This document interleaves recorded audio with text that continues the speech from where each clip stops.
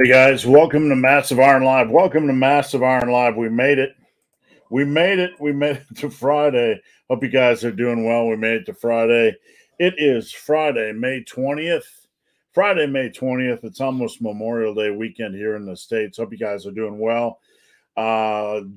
Just before we get started, let me know where you guys are tuning in from, what city, if you're working out this weekend, how training is going, what workout you're using. I'd love to hear what workout you guys are using. Got my Massive Iron shirt on. We're ready to go. And my messy office full of comic books over here and books over there and my backup computer. Look, before we get started, I appreciate you guys joining me. I appreciate you being part of Team Massive.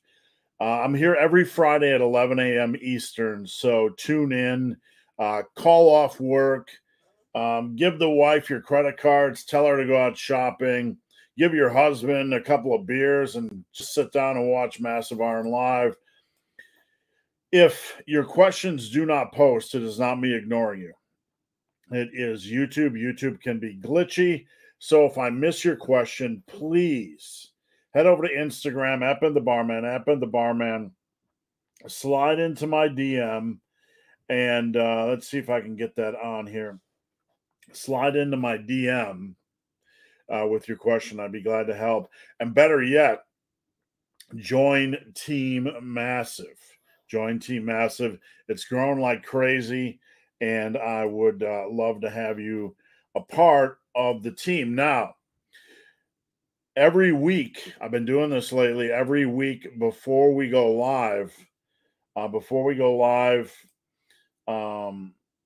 if you post a question, you get a chance to win something. This week, I'm giving out a VIP flag, or what else did I say? Let me backtrack. And a VIP flag or a massive bulking PDF. So I'm going to share something with you guys real quick. I'm going to spiel for a couple minutes, and then we'll get into the questions. So post your questions up now.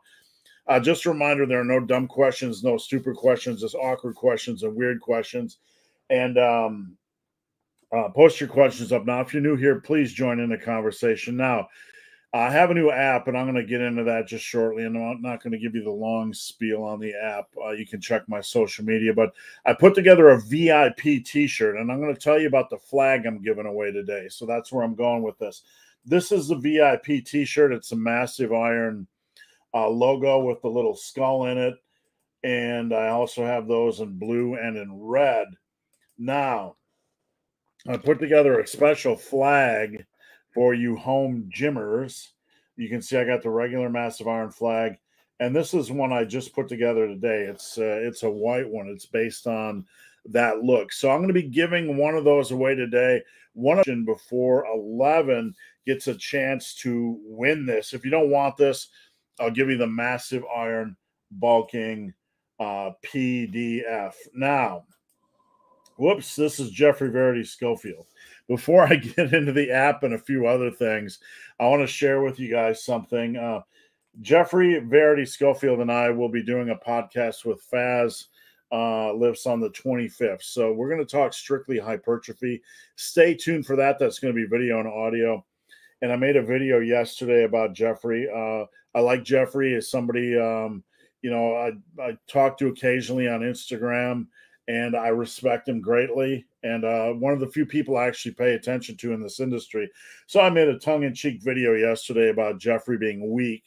But really it was about people trying to compare my strength levels now to where Geoffrey, is now. And I have like 30 years of training on him, so it didn't make sense. But he came back and made this Instagram post today. So watch this. What do you think?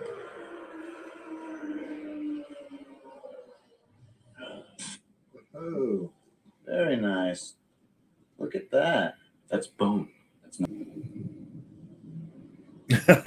He's got the footage of me from the dungeon like 7,000 years ago when I was a fat ass. All right, guys, that's it. That's Geoffrey's contribution to the internet from today, and I was entertained, so I appreciate it. So I'm going to get into questions here shortly. Again, just a reminder, if your question doesn't go up, please let me know. Now, I want to show you something real quick. My app is live. And you can check out the videos earlier this week or some of the stuff on Instagram at Ben the Barman. And let me see if I can get some stuff up, and then we'll get moving because I don't want to drag this down. But my app is, look, we got a special between now and Monday, and please sign up. You don't have to stay in my app. Don't have to stay in my app, but I'm going to give you a lot of reasons to sign up, and you can cancel after the contest is done on Monday if you want. But it's only $1, and for the $1, if you sign up for my app using the code MASSIVE, you have to use the code MASSIVE. You get access to my training app. Now, this isn't just my training app. You get my programs, which you can see here, and I'll be adding a program every week. This weekend, I'm going to be adding a program called the Bulldog, which I made a long time ago. So not only do you get access to my programs, but you get your own. You can input your own programs. It has a robust analytics and metrics system, so you can just track everything. And I'm going to show you guys that real quick, and then we'll get into the questions. But for $1, you have to use the code MASSIVE. If you do this before Monday at midnight, you get a chance to win a power bar and plates from Bells of Steel, or if you're in the U.S. and Canada, or a chance to win $300 in PayPal cash and 2 free months of coaching if you're outside of U.S. and Canada. Now, if you sign up, anybody that's signing up gets Team Massive access. This is for $1, folks. Come on. For $1, you get Team Massive access. And you also, I'm sending people like over $120 worth of free PDFs. Massive mass and massive bulking and all kinds of stuff. So that's what you're getting for $1. Now, if you sign up for a full year of access, you get the VIP t-shirt, Team Massive for lifetime, and all kinds of stuff. Now, I want to show you, this is a dummy account on the app, and it's super easy. On the background, you have your calendar, you have your programs. You can go in here and build a program. Super easy to build a program. You got reports, readiness rate. You can track readiness rate, session RPE, body weight, step count. You can connect this with Google Fit and MyFitnessPal and all kinds of stuff. You can input your body measurements. You can input your progress photos. It'll track your exercise history, your strength metrics. We got all kinds of metrics and analytics in here. So this isn't just my training app with my programs. You can go in and run your own programs. You can create your own programs. And in your calendar, let's say you want to add a workout. It's super simple. What did you do yesterday? Squats, first set, 10 reps. You can use this on desktop or computer. You can add notes, and then you can save it. It's really, really that simple. And when you're done, you can look at your workout. You can look at last 7 days volume, workload, personal records, and workload distribution. So that's the end of the commercial. But look, please sign up for the app. It's only $1, and you can find the links on my previous videos in the video description today, previous videos this week. That $1 deal is only good for Monday. All right, let's get into things, you sexy people. You sexy, sexy people. What do we got going on here? Dungeons and Dumbbells was first. Good morning. Appreciate you hopping on. Done Deal 79. Funny, I ordered a flag yesterday for the home gym, and I saw that. I appreciate that. And I was like, man, I'm like, I should turn that other one into a flag, and I did. Kevin, how's it going? Kevin, thanks for joining in. And Stein, how's it going? Stein, members of Team Massive chiming in. Kevin Worth, my back squat PR is 540. That's Herculean. And when I watch the video of it, you can see my chest rise up as I take a breath before squatting. That's good. Take a big breath. I'm not sure if you're having an issue, Kevin, or if something didn't pop up. But it says, I watched the video. You can see my chest rise as I take a breath before squatting. Usually one of the form cues I look for when I'm looking at somebody's squat is, can I visually see them take a breath? Can I visually see them brace? If not, then it's something I will reinforce. Amanda P, building legs with barbells and dumbbells and no machines. Absolutely. I got tons of workouts that I've been giving to folks since the pandemic started that are home gym workouts. You can do squats, you can do front squats, you can do old school barbell hack squats with the bar behind your leg, you can do landmine squats, you can do goblet squats, supersetted with pause jump squats, you can do old school sissy squats, you can do Romanian deadlifts. What am I missing here? You can do Bulgarian split squats. You can do lunges, all kinds of stuff. And for my clients, I've been putting together some rather devious workouts when it comes to just barbell and dumbbell. So you can do a ton with just barbell and dumbbell. You can do plenty, and it will leave you limping out of the gym.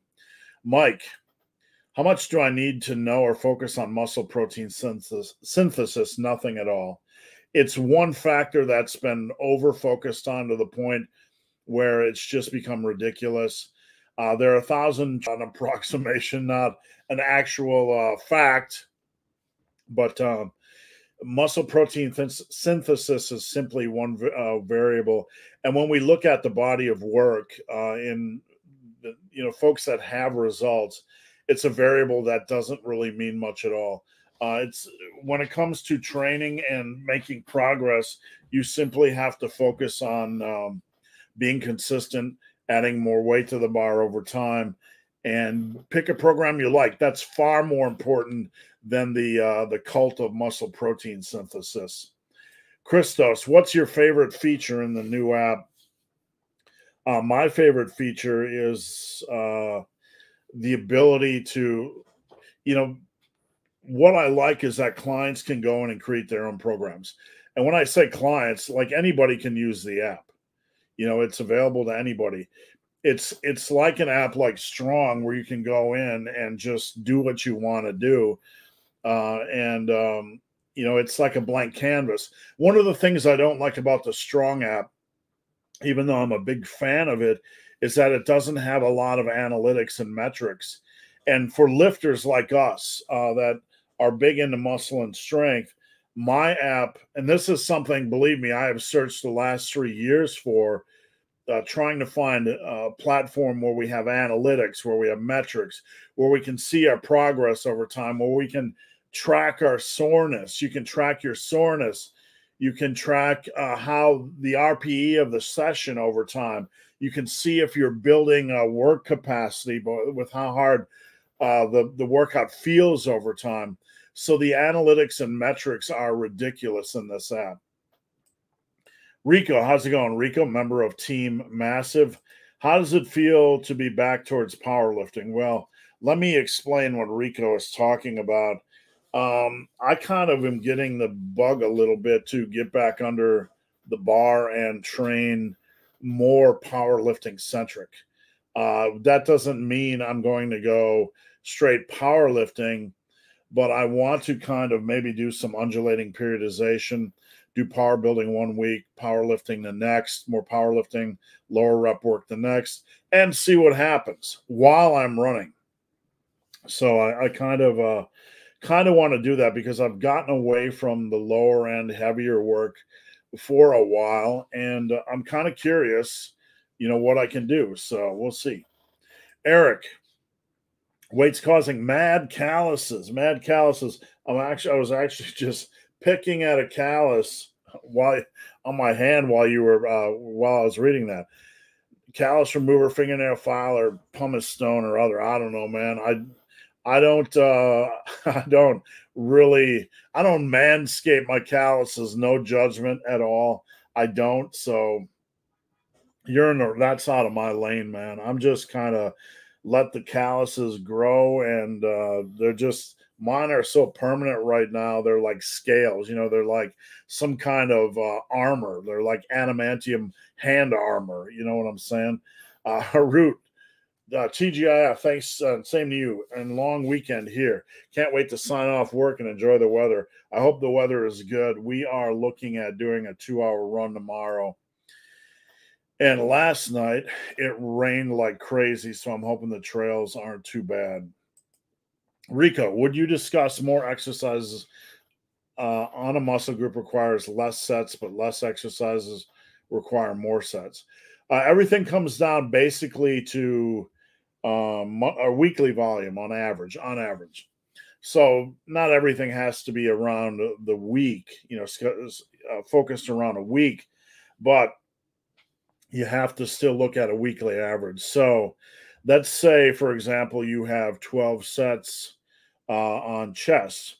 You could have 3 exercises of 4 sets, 4 exercises of 3 sets, 2 exercises of 6 sets, 6 exercises of 2 sets. That's basically how it works. It just has to add up to your goal. And that's an arbitrary starting point, right? Whatever you start with, you still have to adjust off of based on how the workout feels. Josh, I like most of NH's grading of your channel, except calling it a dead channel. Man, I don't look. My channel was anybody can say what they want, right? I have grown. I've always had the same number of views, right? And I'm fine with that. I'm fine with that. In fact, in the last 5 years, my channels went from 18,000 to 94,000 subscribers. So, I don't really care about views. I'm not here chasing views, and I'm not saying that's what he implied, but I don't really care. I have a full-time business. I'm doing what I can to help people. I'm not interested in view counts. My channel is certainly not dead. I have a lot of folks on Team Massive. I have a lot of folks on the channel that come back. And I've been doing this for nearly 11 years now. And if you look at the record, my channel is consistently improved. And my views aren't that big, granted, but my channel is certainly not dying. A dying channel loses views over time. My channel has never lost views. I am what I am. Look, I'm not a fitness model. I don't run around with my shirt off. If I ran around with my shirt off, I could probably triple or quadruple my views. And I'm not young. I'm not one of these young guys. So I'm not really worried about it. It was a very flattering review, and I appreciate it. But I work my ass off to put out a lot of good information. And man, I work my ass off. I am doing this on Team Massive 7 days a week. My clients nearly 7 days a week, doing this meticulously. This is all that matters to me, you guys. That's all that matters. And, I'm going to say this. If you don't, I know that NH is not a fan of labeling things beginner, intermediate, and advanced as far as lifters. To label me dead with all that I have going on, I didn't actually see that, so I don't want to speak out of context. But that's numbers driven. That's something that you're looking from the periphery. If you look under the hood of what I have going on, man, I get hundreds of DMs a week on Instagram. And YouTube is just one small facet of what I do. I've been doing this for 20 years. I had one of the largest lifting websites in the industry, Muscle and Brawn. And I've worked for some of the largest sites in the industry and helped them build Tiger Fitness and Muscle and Strength. There's a bigger base here of people that follow me. And at the end of the day, I don't need a big army. I just want to help people change and improve. And at the end of the day, this is what I do for a living. This is my craft. This is my work. I'm not a fucking YouTuber, right? And I don't mean that disrespectfully, but I'm not a YouTuber, right? This is my life's calling. This is my life's work. And I make a living doing it, and I enjoy doing it. And what I do is far bigger than YouTube. So people can say what they want and label me how they want. My channel 5 years ago was 18,000 subscribers. This year, I'm looking to hit 100,000 subscribers. My view counts have stayed steady or gone up. You can check the analytics on Social Blade. I don't really care. You know, I get a chance to make a good living helping people, and I'm going to continue to do that until I'm 70. And I hope folks can respect that and understand that that's my life's work. And YouTube people will come and go. YouTube people have always come and gone while I did this. But for me, this is my life's work, and I continue to do it because it's not YouTube to me. I make workouts. I've made workouts for 20 years. I've been helping people for 20 years. I have over 100,000 forum posts on muscle and brawn, and I'll pump you up, and muscle and strength and Tiger Fitness. And I continue to help people for free. And at the end of the day, the only thing I give a shit about is when I check off this damn planet. If 1,000 of you said he gave his time to me, you know, that's the people I care about, the people that want my time and want my information. You know, hey, maybe I'll get ripped and take my shirt off and then combine that with great information, and we'll see how dead my channel is there. And I will say one more thing about natural hypertrophy. I respect him, and I have nothing bad to say, but I just want to clear a point up. He mentioned in his video integrity, and that I took an integrity hit from my, and somebody's going to comment because somebody always does, from pulling the plug on vegan gains. I want to explain something to you guys that I didn't go out of my way to explain at that time. During the interview with Vegan Gains or debate or whatever, I pulled the plug. I just killed it. What you didn't see is that this platform right here is StreamYard, and you can share a link. You can invite people on StreamYard. What Vegan Gains did in the middle of that debate was he handed out the link to his people via a screenshot, and all of a sudden, did he do this on purpose? You tell me, right? But all of a sudden, I had 100 requests coming in for people to join the video, and it's completely distracting. They're popping up. People are trying to join the video. I'm trying to figure out where people got their requests from, and I was getting pissed because behind the scenes, he pulled this low blow, kicking the balls maneuver of handing out the link so people could actually join the video, join the debate, and then on camera, he's acting like nothing's going on. And it was a slime ball move. And Vegan Gains is a slime ball. And if he hears this, he'll probably make up some, excuse as, oh, that's not the way. Yeah, that's the way it happened, pal. That's the way it happened. And I got pissed at him. And I'm not, if I'm going to be in a debate with someone, they're going to use low blow tactics to try to distract me or to, to fuck with me. It's done. I'm done. I was pissed at him, but it had nothing to do with the debate, really. It was all about that. So that's something natural hypertrophy doesn't know. And it's a point he mentioned in the video. And people can rate my integrity how they want, but that's how it went down. So, again, I have nothing but respect for natural hypertrophy. I love the information he puts out. I don't know the context of the dead channel comments, so let's move on. All right, Utgar, doing AB split, but second legs posterior day. I would like to be more Metcon, get strongman bags, a sled kettlebell and such. Would you increase volume on first B day, and how to set up the second? So, but second is legs and posterior. Okay, so you're doing the AB. I would like to be more Metcon. Would you increase the volume on the first B day? Well, I guess there's some questions here, Utgard. How many days a week are you training? Like for me, when I do an A-B split, what I will do is I will give out 4 workouts. So I'll have upper A, upper B, lower A, lower B. So I'll have kind of a rotation so I can work in some exercise variety.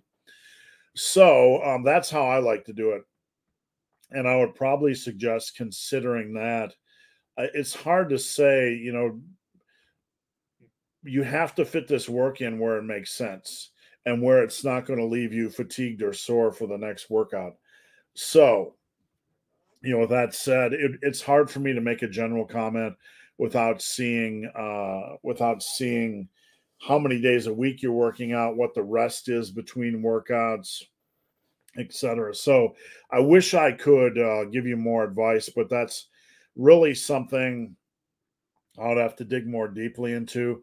I would simply say just try to plan it so nothing you do, so you're not going into a workout sore, and just enjoy, man. I like to do extra stuff. For a long time, we would be doing calisthenics as well as lifting, and by calisthenics, I mean, you know, anything from burpees to push-ups, whatever.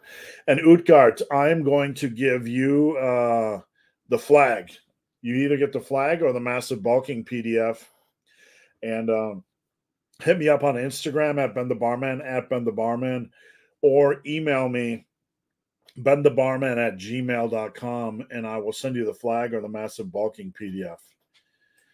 Carlton is, I got to tell you, Carlton is a client of mine. He's a beast. He drives truck, has weights and a bench in his truck, has a scale in his truck, plans his food, does his cardio. I think he had 311 minutes in a week.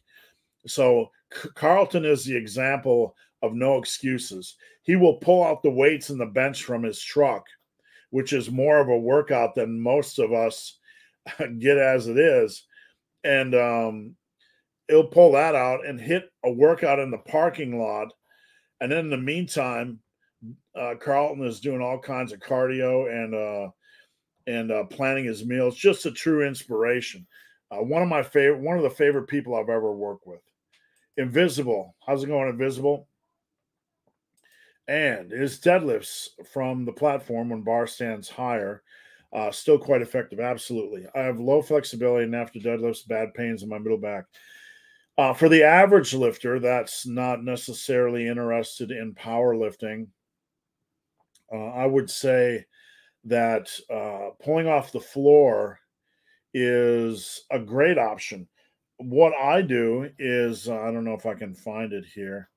I'll try to find it, but there's like a deadlift jack at Titan Fitness, and I love these things. I absolutely love these things. And let me verify the price because I don't want to. Let me just see if I can find them real quick. But I like pulling off the ground. It's better on your lower back, and it. Let's see if I can find them. Yep, here they are. So I'm going to share this. If you guys have a home gym, I can't speak highly enough about these things. They are deadlift pulling blocks. You can see you can pull the pins out and adjust the height. So you can make them a high rack pull below the knee. They just go right on the end of a barbell. Lift the barbell off the ground. Not only can you do a little bit more, pull from a little bit higher off the ground, but it's easier to get plates on as well, which is a great bonus. I use these on the hex bar. I use these on barbell rows, anything that saves my lower back. So the question you asked, are deadlifts from the platform still quite effective? Absolutely. Absolutely. If you get strong on that movement, if you get strong on rack pulls or block pulls or whatever, it's going to make a difference to your physique and your muscularity and your strength. So just keep it up. Kevin from Northeast Ohio, training for battle at the bridge in June. Stay healthy, man. You got it coming up. And one of the big mistakes people make when they're coming close to a meet is they just continue to beat the living crap out of their body. Try to go in there on a hold steady mode. Try to get healthy. Try to maintain your strength. So when you go to your competition, you can let it shine. Follow 68 Boo from the UK. Did I scare you? I'd like to say you did, but you didn't. But I appreciate you joining me, man. Big Bill Monte from Team Massive. When it's time to reintegrate squats after an injury, since starting very light, should I do it as soon as possible, near end of bulk, or wait till the current bulk is done? since you are reintroducing squats, and you're basically what you're going through is your body is re-educating, so to speak, on the movement pattern. You're getting your connective tissue up to speed a little bit. What I would say is just start practicing them now. Just start practicing them now with very lightweight. You want to get to the point where your form feels pretty much second nature. You don't have to do a lot of them, maybe 1 or 2 sets per workout just to get the feel of the movement pattern. But I wouldn't overthink it, Bill. I would just start doing them now, super light. Isaiah Wade, GVS strikes back. Next episode, return of the massive iron. You know what? I will say that I would love to work out with GVS because he has an intensity that, when you like working out with that kind of hard work and intensity, and then you're training with somebody that kind of has that borderline mental illness, right? They just like to get after it in crazy ways in the gym. Those people are fun to train with. Richard, I've watched a GVS Instagram post 10 times. It's hilarious. He has way more creativity and Instagram skills than I do. I'm just a point and shoot type of video guy. Harut, how accurate would you say this is? You need to gain about 10 pounds of muscle to add an inch to your arms. Not accurate. So, in a perfect world, if you are starting at about an average weight, and I'm thinking through this, if you are starting about an average weight for a male, you could gain maybe 30, 35 pounds of muscle. This is somebody that's not starting underweight. So let's use 30 because most people aren't going to get close to 35 pounds of muscle over the course of their life. Very few people, unless you're GVS, right? So that is 30 pounds, so 3 10-inch blocks. Most people will start, 13-ish, maybe get to 17-ish. So we have about maybe a 4-inch, or 4-inch increase over 30 pounds. So, we're looking probably more like 7.5 pounds, 7.5 pounds of muscle. And I think that would be a little bit more accurate. Close to 10, but a little bit less. Scruffy like a boss. Love these live sessions. I sincerely appreciate you guys joining in and being part of Team Massive. We're not dead. We're not dead until we're dead. I'm not dead. I'm telling you right now, I'm not dead until somebody has to drag somebody, until I can't go into the gym and have a chance at 600 pounds, and I don't have a chance at running 50K. Until that point, I'm not dead, and I'm going to continue to do my very best. And before I get into this question, guys, if you have any questions, please post them up, especially if they're new. If you're new, I'll stay on as long as you guys have questions, so post them up now. I just finished a week deload. My body feels normal again, although I initially struggled to go light in the gym. Any advice on easing back? A week deload, you really don't need to ease back. You shouldn't, unless you did something radical, because you were kind of deloading the volume just a little bit and deloading the intensity a little bit. Your body's still going to, you really haven't lost any tendon, connective tissue strength. Everything's okay. So you should be able to go right back into the gym and get after it. And I'm going to tell you guys before I move on to the next question, post up a question now. I'm going to give away some free stuff this week. I'm either going to give away some free T-shirts or free flags. If I like your question, I'm gonna give some. If your question is super elite, if it's a super elite question, I'm going to toss out a flag. I'm going to toss out the massive bulking PDF, or I'm going to toss out a T-shirt. So post up your question now. All right. Where was I? Rick 00. I'm not able to go to the gym and only work out at home. The equipment I have is limited, and I'm able to do only high reps on most exercises. Will I continue to see results? Progress is the key, Rick. So, with whatever equipment you have, the key is going to be, can you maximize that equipment? How can you maximize that equipment and fill it with exercises that you have some ability to focus on progressive overload? One of the biggest deficiencies in home gyms are dumbbells, limited amount of dumbbell weight. And certainly I'm not telling you guys to run out and get a bunch of dumbbell weight, but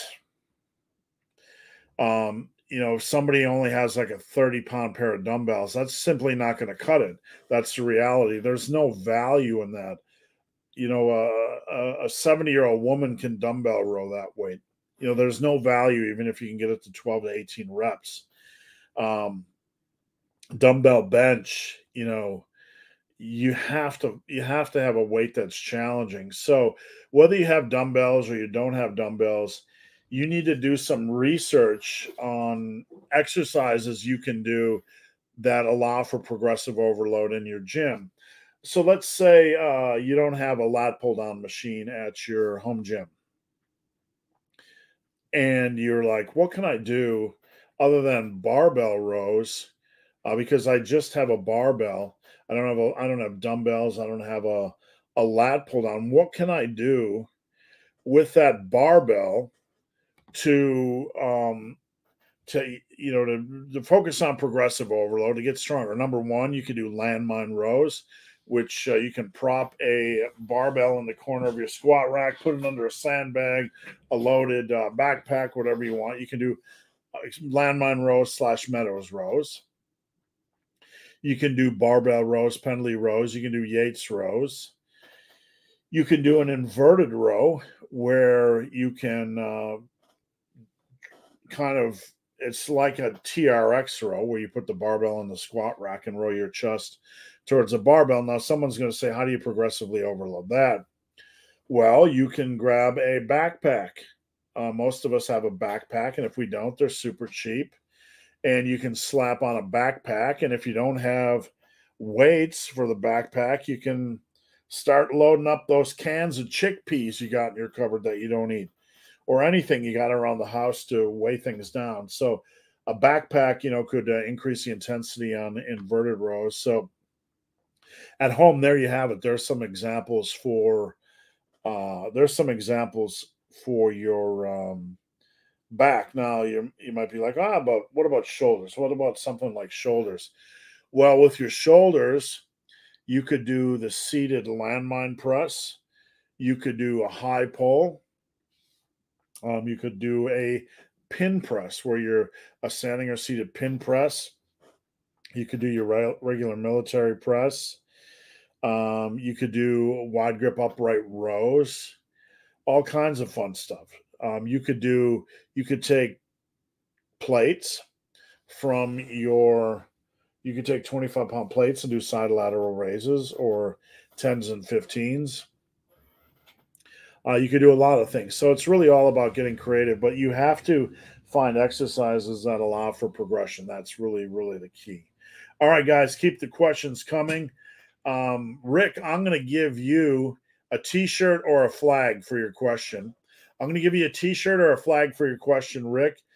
Hit me up on Instagram at BenTheBarman, at BenTheBarman. Slide into my DM or email me, benthebarman@gmail.com. And VersaGrip benefits over regular lifting straps. Absolutely big benefits. Now, VersaGrips are more expensive, $60, $65 price point, and lifting straps are super cheap. But here's the thing. Lifting straps aren't very durable. You'll go through them pretty quickly. They tend to rip. They're a lot more difficult to cinch in. A VersaGrip Pro, you can cinch in really, really easily. So that's one benefit. You can cinch it in. VersaGrip Pros are far more durable. The pair I have is over 14 years old. I bought a new pair 3 years ago because I'm like, man, these things are going to go sooner or later. And my new pair is just sitting in my gym unused. So a pair of VersaGrip Pros, and I beat the living crap out of mine. I'm not going to lie. I beat the living crap out of my VersaGrip Pros. And for them to last over 14 years with the torture I put them through is simply incredible. So, just that, their durability combined with how easy they are to cinch in makes them a no-brainer. It really does. Rico, when's the next vacation and where would it be? Good question. We're looking at going out west in the fall. And some big news for you guys, so you guys can plan ahead, is that Faz and I are looking at doing the Arnold next year in the U.S. and possibly even the Arnold in the U.K. So that might be a vacation as well. Eric, how do I transform calluses to adamantium hand scales? Just continue to deadlift and shrug. You should be fine. Utgard, not sure if you see this during my question, but yeah, I do 4 days. 4 days is good. What I would probably do, I'm not sure if you're doing the upper posterior, but if you're doing the upper posterior, the posterior is where you do legs and back in the same day. I would probably, I guess some of it depends on if you're resting before posterior day. If you're resting before posterior day, you could do some of that random work on an upper day and then rest and do posterior and upper. So I think that might be your best way, Utgard. And I'm just kind of thinking as we go along here. But if you're doing posterior, upper, rest, posterior, upper, rest, on posterior day at the end, you could do a little bit of extra work. And then on upper day, when you're done, you could do a little bit of extra work as well. And then you could rest and you could continue the cycle. So that might be the best way because you're getting a rest day before posterior. Whereas you did it the other way, you did upper, or if you did some kind of additional work before posterior day, it would perhaps you have the potential to compromise your posterior day a little bit. And Ukart says, yeah, I won. Thanks. You bet. And when I tell you guys you want a flag or you want a t-shirt, I ship these anywhere in the world. So I want you guys to know that on my dime. So you don't have to worry about where you live. Richard, first week of Massive Mass complete. Amazing stuff. Have a great weekend. Thank you. For those of you guys unfamiliar, Massive Mass is my new program. You can find it over at superlivingtoday.com. For those of you that join my app for $1 now through Monday night, you can run the Massive Mass 2-way and 3-way programs for commercial gym or upper lower. And look, on my app, if you have a commercial gym workout and you don't have an exercise, you can swap it out. All right, guys, keep the questions coming. Christos, should I keep same volume and up the weight or keep the same weight and up the volume with the Slingshot? When you mean by adding the Slingshot? So basically, I had to process that for a second. Christos has a Slingshot. And let's say you, not Christos, but any of you, are benching like 150 for 3 sets of 8. I'll give you an example of what he's trying to talk about here. And you slap on the Slingshot. The Slingshot's either going to allow you to do 150 for 3 sets of 15, or it's going to allow you to do 180 for 3 sets of 8. It depends on how you utilize it, but I'm not a big fan on bench of doing too much higher volume work, and my clients are going to laugh at me because I give them 20 rep sets, but I would up the weight over time. Give yourself 2 or 3 weeks to get used to that, though. All right, let me get that down so I'm not as white here. When I have 2 screens, and when the second screen is lit up like that, right, it whites me out a little bit. All right. Sila or Slaw. Sorry, I can't tell if that was SLL or SIL or SII. I've been lifting since February 22nd. Took overhead press from 30 kilograms for 5 to 60 for 8, but it has since stalled. The word stall is always something that we have to pause on and ask, has it slowed or has it stalled? A stall is when you can't add a rep for over something like 2 months. I'm making a rule. But what happens is, as a beginner, you're going to see rapid progress, and then it's going to level off. And you might only add a rep every 2 or 3 weeks. That's normal progress. That's not a stall. So don't do it 3 times a day. You need to work on your tricep strength. You need to work on your overall full body strength, your traps, your chest, your upper body, your back. You don't need to be doing overhead presses 3 times a day. You're gonna contribute to overuse injuries, and that's not the path forward. So there's too many things here I would need to know. Is your weight moving up? How consistent is your nutrition? When's the last time you added a rep? I'd really have to comb through workout logs. So I would encourage you to spend that big fat dollar bill and sign up for my app. That'll give you Team Massive access. You can come over there and we can comb through things. Somebody just rang my buzzer downstairs. Hold on. Let me let my wife know here.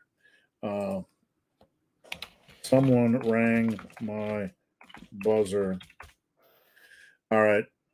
Sometimes we get the people at the wrong business trying to find the account next door.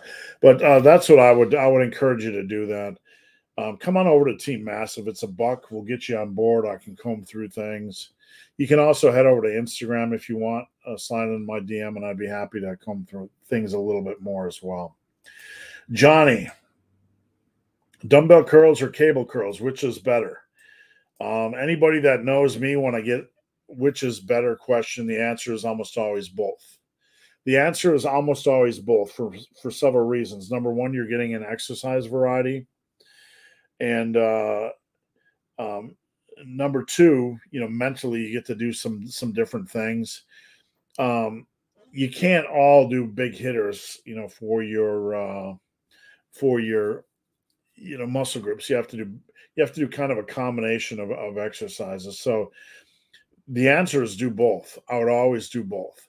For my clients, even at a minimum, when they're doing an upper lower split, we do 6 sets of at minimum curls a week, and we have 2 exercises. So that's bare minimum. Neo, how's it going, Neo?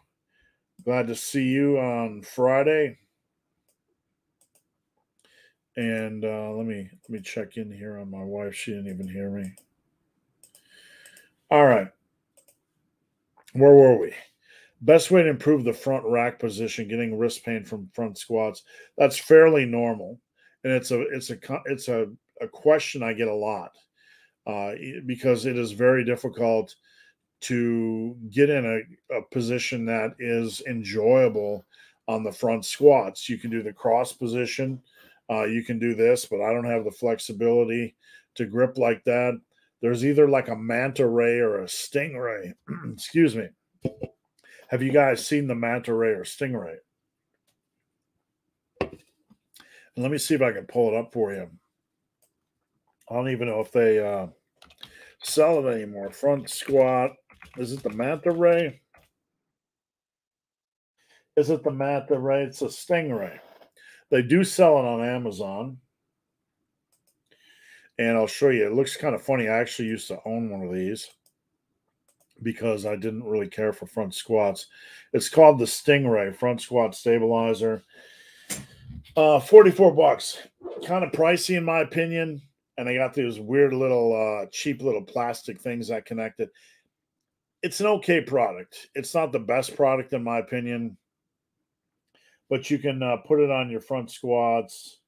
And let me see if I can mute this and just watch this guy. He'll probably give me motion sickness. So you put it actually on the bar like that. I don't know if you guys can see that. But, beyond all the fancy stuff like this, It's the front squat's a challenging exercise. And I wish I had an easy solution for you guys when it comes to grip.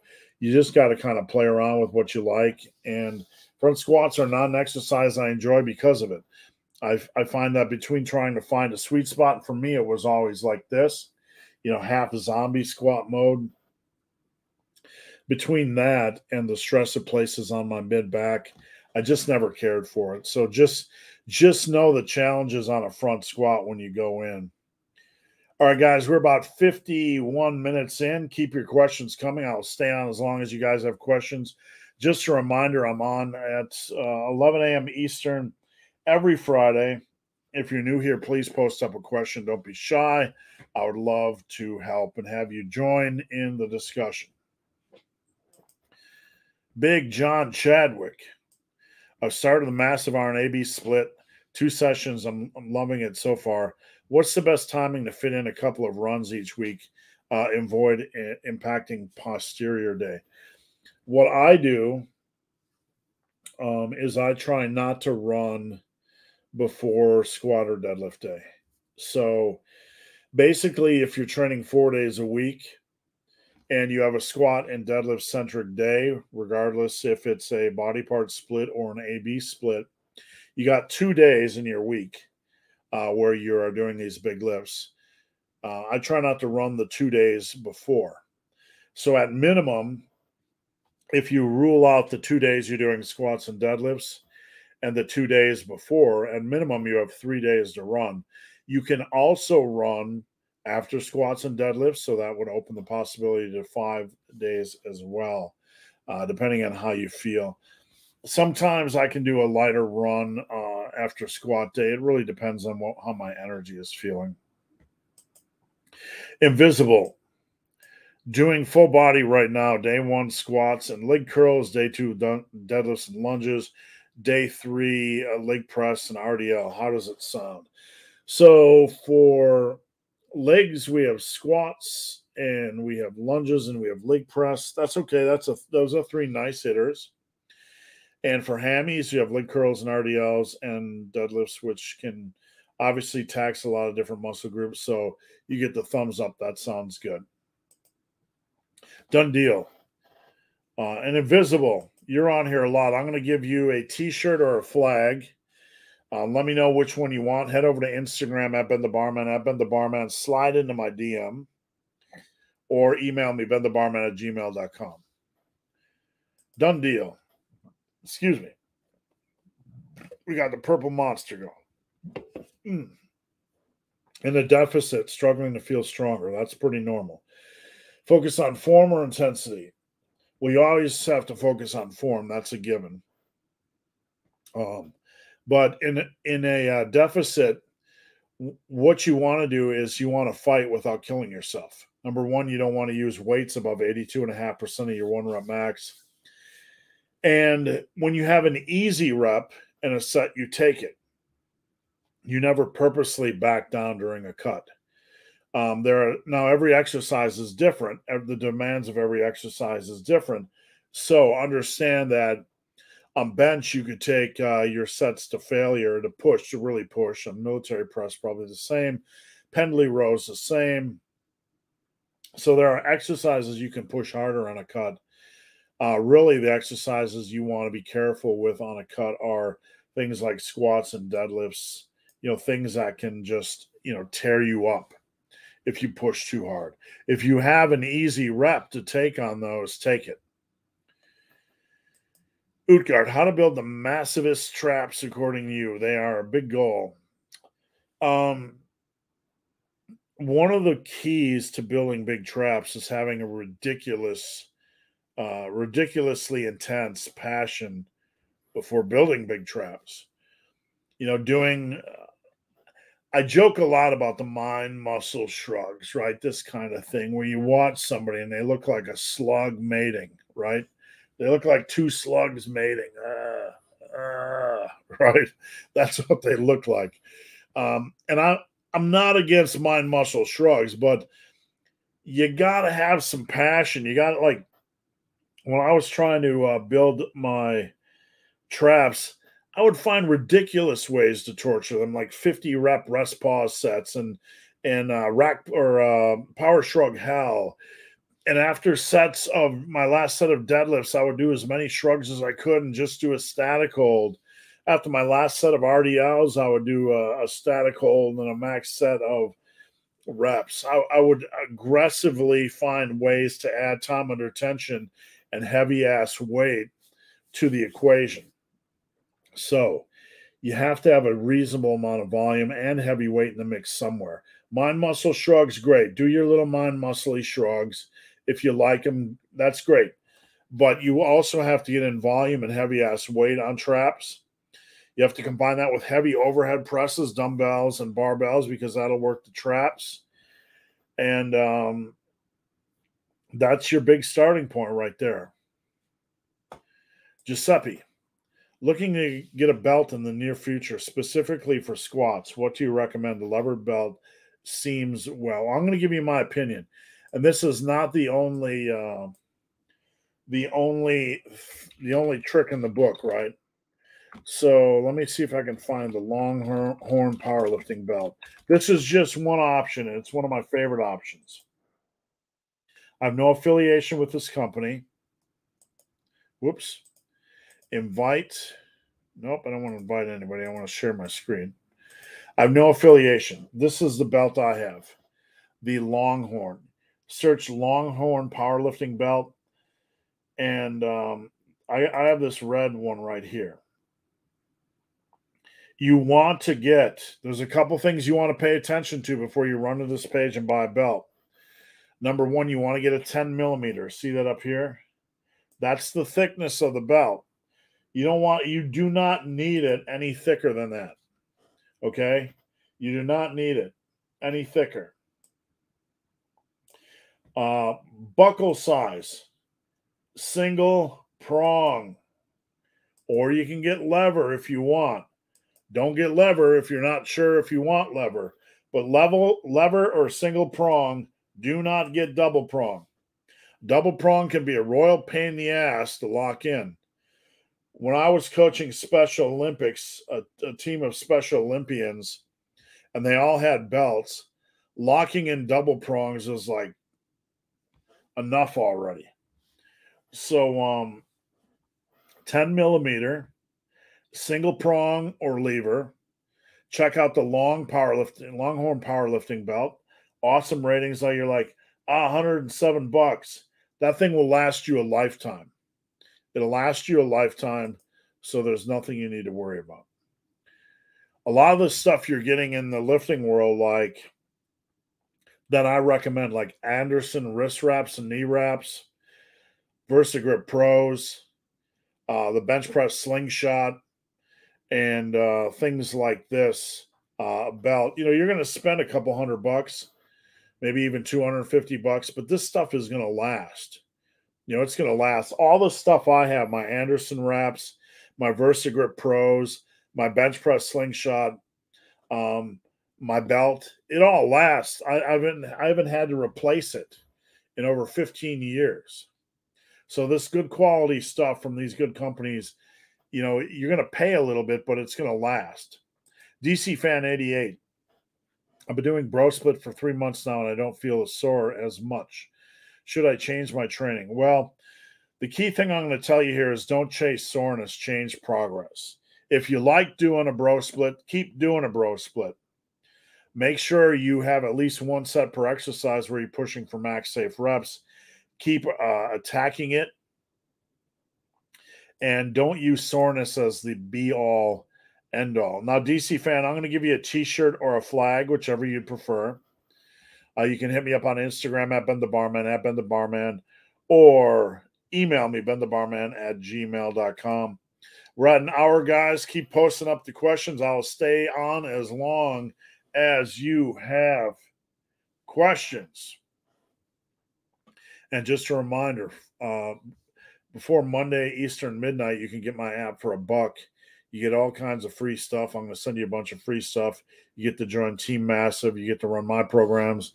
And you get to explore the best app in lifting. In my opinion, my mom agrees. For only $1. You can cancel anytime. No headaches. So check that out on my Instagram, Ben the Barman, or my recent videos. There's a link to it below. Joe Petrillo.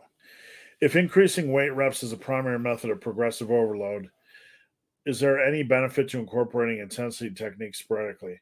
Yeah, there's absolutely benefits. There are definitely benefits because at the end of the day, we have to look at lifting not as we have to look at lifting from like you have a target, right? Our body is a target, and we have a shotgun, and we're trying to take as much out of that body as we can. Now, the big blast is progressive overload, right? There are other factors that contribute to hypertrophy that can enhance hypertrophy. So you have progressive overload, and that's the road, right? That's the road. Think of progressive overload as the road. You can have a road with potholes. You can have a road with inclement weather, water, snow, or you can have a smooth road. Now, from there, you got your progressive overload in place. Then you can add other tools. There's some indication that pumps can assist with the muscle building, hypertrophy, the muscle building process to a minor degree. And plus the attitude of working hard. Yeah, remember the big picture. It's like work hard, work smart, but work hard. You got progressive overload in the mix. Go in there and tear things up. Go in there and get it done. If you are on your last set of cable tricep extensions, and I gave you a workout, for example, and you're on cable tricep extensions, and you have energy at the end, tear it up. Do some rest pause. Do some drop sets. Do 100 reps set. Go do 50 reps of dips. If you have something left after working your program hard, run the rack. Sometimes I would run the rack. I would run the stack. I would do 50 rep sets of curls. It's all like this mindset, right? You train smart, but on those days when you have a little bit extra energy, go in, because that is the warrior mindset. That's the mindset of victory. That's the mindset that is going to take you. That's the drive and the passion that's going to fuel results over the long run. I hope that helps. All right, guys, keep the questions coming. Raphael, how low should I go on RDLs? So this is a common issue with RDL. There's two common issues. Number one, people will lower the weight too rapidly. They'll kind of almost dive bomb. You want to control the weight on the RDL. Let me see if I can get a video of me doing the RDL. You want to control the weight on the RDL. First off, you want to, let me mute. You want to, massive iron. I'm trying to get a video for you guys. You want to brace your core. You want to ride the weight down your legs while pushing your butt back like you're trying to push something over behind you. Okay. And I found the video and we'll look at it just in a second here. But from there, you want to have a tight core and you want to lower the bar along your legs while pushing your butt back until you feel like your lower back wants to break. And then you pop your hips forward. You drive your head up, pop your hips forward, and lock out that RDL. So it's not a matter of I have to go to an arbitrary depth.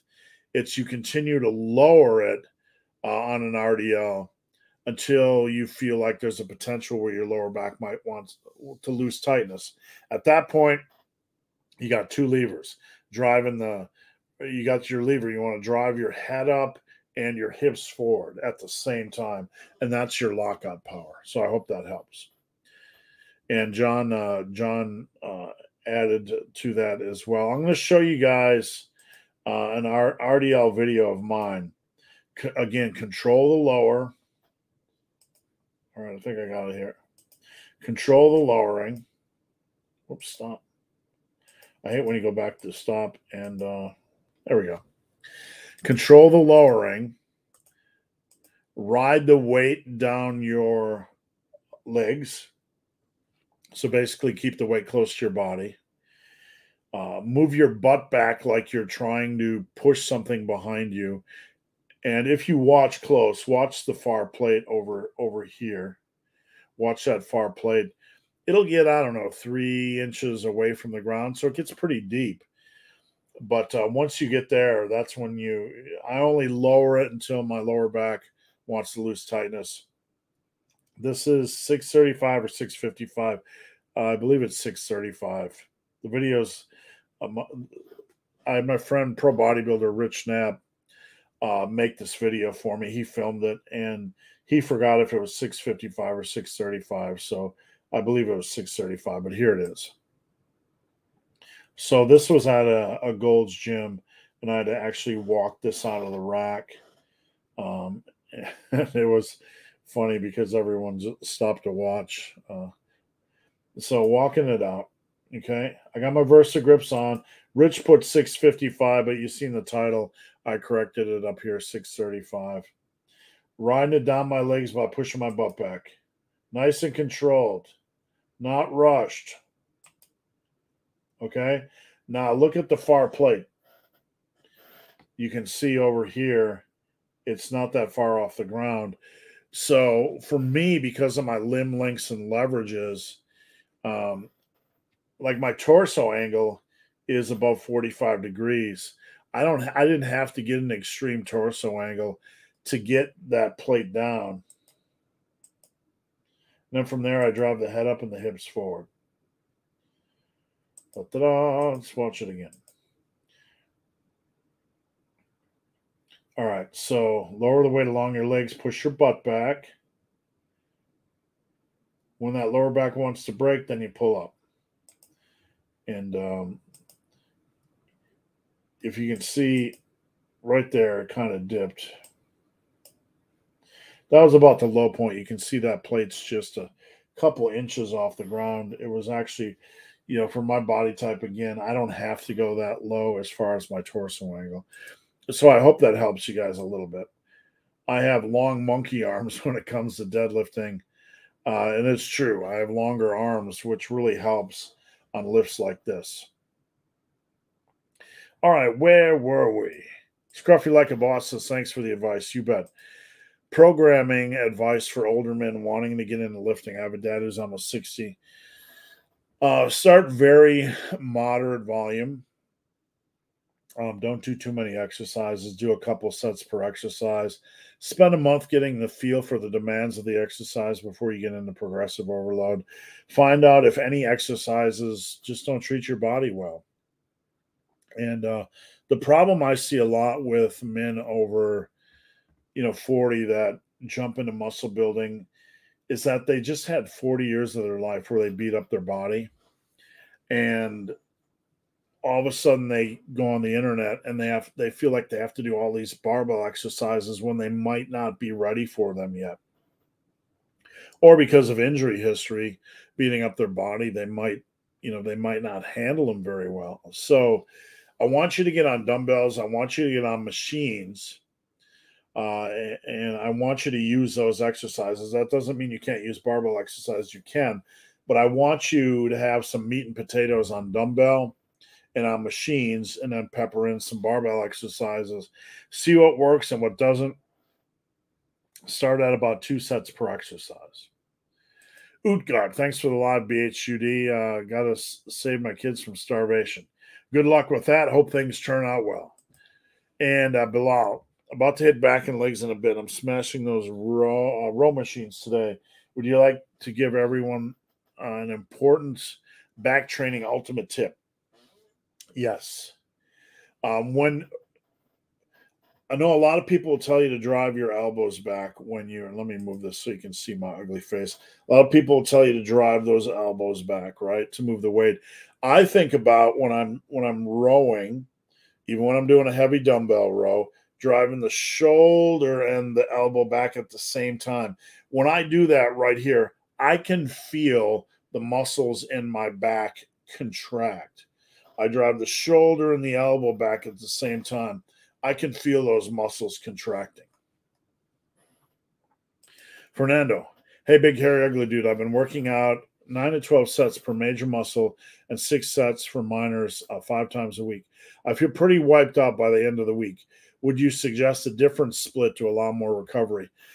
Me personally, and this, I'm not trying to give you guys rules, you don't have to train like me, but what I found is like after 2 days of hard lifting, I generally need a rest day, or I find a rest day to be beneficial. So my best advice, Fernando, would be, let's take another step down. Are you able to go, instead of 5 days a week, 2 days on, 1 day off? Now that's just a little bit of a downgrade, right? But all of a sudden you got 2 days on, 1 day off. You have a rest day every third day. I would try that first, Fernando. You can do that with a body part split. You can do that with an upper lower split. For a body part, you could do chest and triceps, back and biceps, rest day, shoulders and then legs, shoulders and traps, rest day, and then repeat that cycle. You don't have to make your body part split stay in that 7-day structure. Or you can do upper A, lower A, rest, upper B, lower B, rest, etc. Carmo, in your 4-day upper posterior home gym split, where and how would you implement reverse hyper workout? Let me see if I can pull it up here. Let me see if I can pull it up. Just give me 1 second. I got to figure out where I was. I got to figure out where you guys are. There we go. All right, so I got my Google Drive up. Where are you, Mr. Drive? There's Mr. Drive. What are we talking about? Upper posterior. Let me find it on my Google Drive. Upper posterior. Okay. We got some magic here. And I'm going to share the screen. So this is just a basic upper posterior, and you said the home gym split. This is just a regular generic template.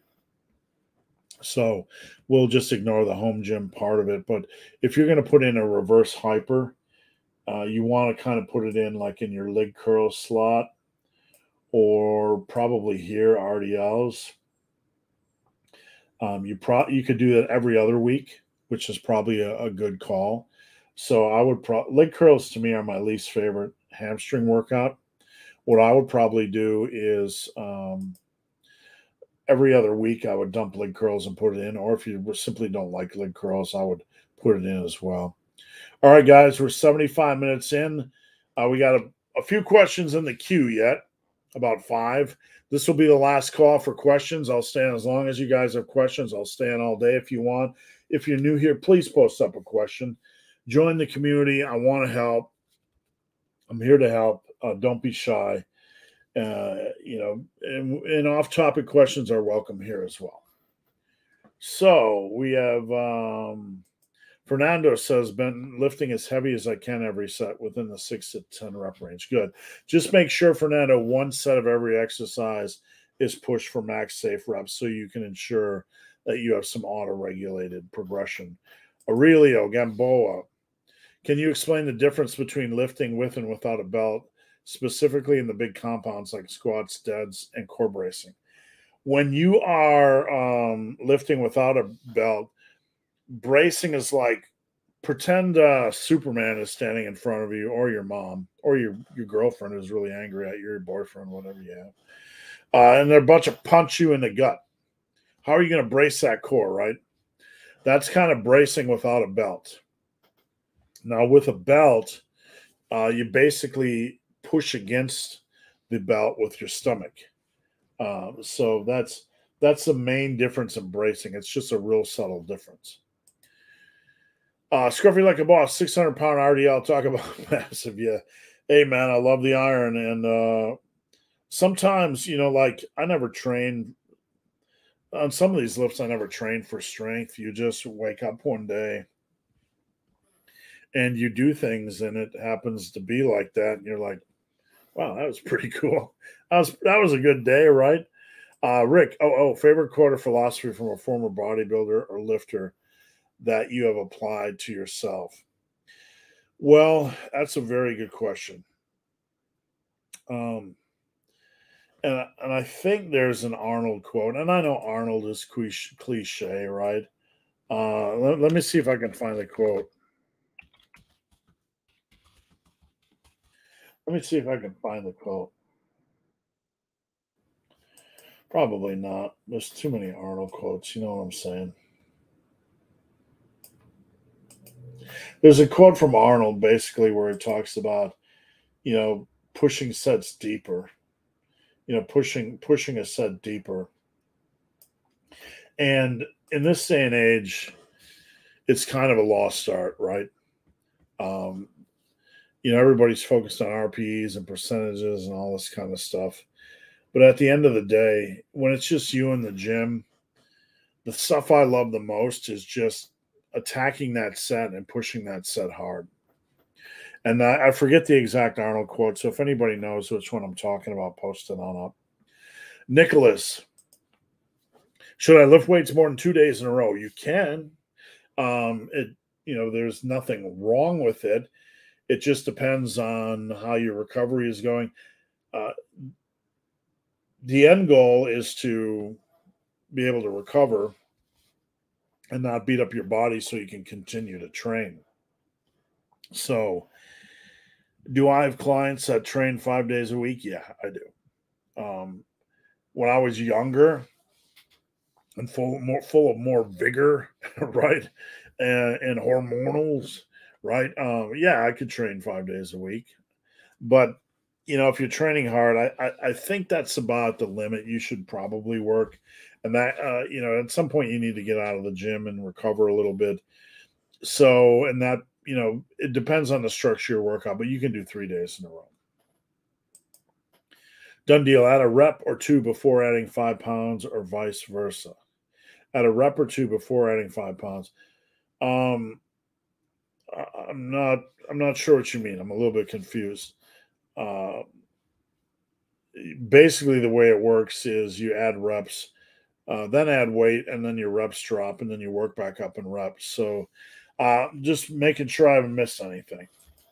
Morgan, single leg work and RDLs only for leg development. I don't like only. I don't like reductionist lifting. What's better, this or that? Can I build a good doing only this? Like, if you have only limited equipment, then maximize it. If you only have single leg work and RDLs for leg development, then maximize it. Focus on what you can control. But if you have access to other tools, then try to use all those tools. If you're in a specific season and you're lifting where you only want to do those 2 leg exercises, by all means. All I do for my leg, my hamstrings these days are RDLs and leg curls. Deficit barbell rows thoughts. I'm just going to be honest here, and this is not. This is just a commentary on the lift. I think that would probably be one of the dumbest lifts I've ever heard of, because a barbell row or pendley row, you're going to have plenty of range of motion to start with. If your arms are long and you need to lower the weight a little bit or to put something under your feet so you're not starting, from kind of a half bent arm position, that's fine. But, I don't like regular barbell rows to begin with. I prefer pendley rows, but on a regular barbell row, there's no benefit from being in a deficit because you'd have to lower your torso and you're more stressed to be on your lower back. And on a regular barbell row, most people are like that anyway. They can't literally get like that, or else they're not really getting a lot out of the movement. Pendley row, on the other hand, if you have longer arms and need to extend the range of motion so you're not like starting with this half arm position, then yeah. I'm a beginner. I've been following a push-pull leg split for 2 weeks now. I don't feel my back sore the next day. Back is a very hard muscle group to get sore. So how do you know if you're training hard enough? Focus on progressive overload. And when you're working your back, focus on driving your shoulders and your elbows back at the same time. If you're doing that and you have progressive overload in the mix, you'll be fine. Don't worry about soreness. Pop, have you ever considered getting Lyle McDonald on your podcast? I approached Lyle maybe a year and a half ago on just in the comments section on YouTube, and asked him, and he seemed up for it. And then I shot him an email, and I never heard back. Lyle, guys like Lyle, he wasn't dissing me. Guys like Lyle get pretty busy, and I think he just missed it. We crossed wires, so I'd love to have him on. Scruffy, I heard some influencers saying the nervous system takes 48 hours to recover. Wow, somebody's got this down to a science, right? Exactly 48 hours. Every workout's the same. Every workout, every exercise, every different, this is bullshit, right? Every exercise, every workout, two people doing the same workout are going to have a different recovery time. This just patent bullshit. It's somebody that's using bullshit to fuel whatever dogma they believe in. Gerald, I'm 5'7", 158, 1 year into lifting, and I'm plateauing at 225 for 5 reps. Is that on bench? A lot of stuff I would have to comb through here. I would have to comb through how's your eating, how's your weight gain, what your program is. Honestly, I get a lot of plateau questions. And once I start to comb through the actual plateau, I either find that the person is not eating consistently, not consistently gaining weight, or they really don't have a plateau. 225 by 5 is pretty strong if you're talking about bench. If you add a rep every 3 or 4 months from this point out, you're doing really good. So I need to know more. Gerald, I would recommend, please consider joining my app. It's only $1. You get Team Massive access now through Monday. Use the code Massive. You can come on Team Massive Discord channel, and we can comb through this. Raphael, that is some RDL. That does help. Thanks. You're welcome. Done deal. Best day to take off during your push-pull arms, legs.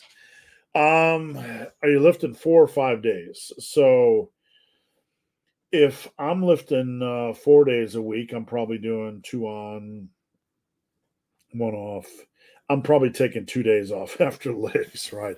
I'm just a pussy that way. After leg day, I want to take 2 days off. So if you're doing 4 days a week, probably 2 on, 1 off, 2 on, 2 off. You could also do 2 on, 1 off, 2 on, 1 off. Or if you want to train 5 days a week, what would I do? I would probably push, pull, arms, legs. I would probably always have a rest day after legs, because you want a rest day between legs and pull. So, if you're working out 5 days a week, I would just make sure you have a rest day after legs and then work everything else in intuitively. Nicholas, is vascularity in the muscles mostly genetic or diet?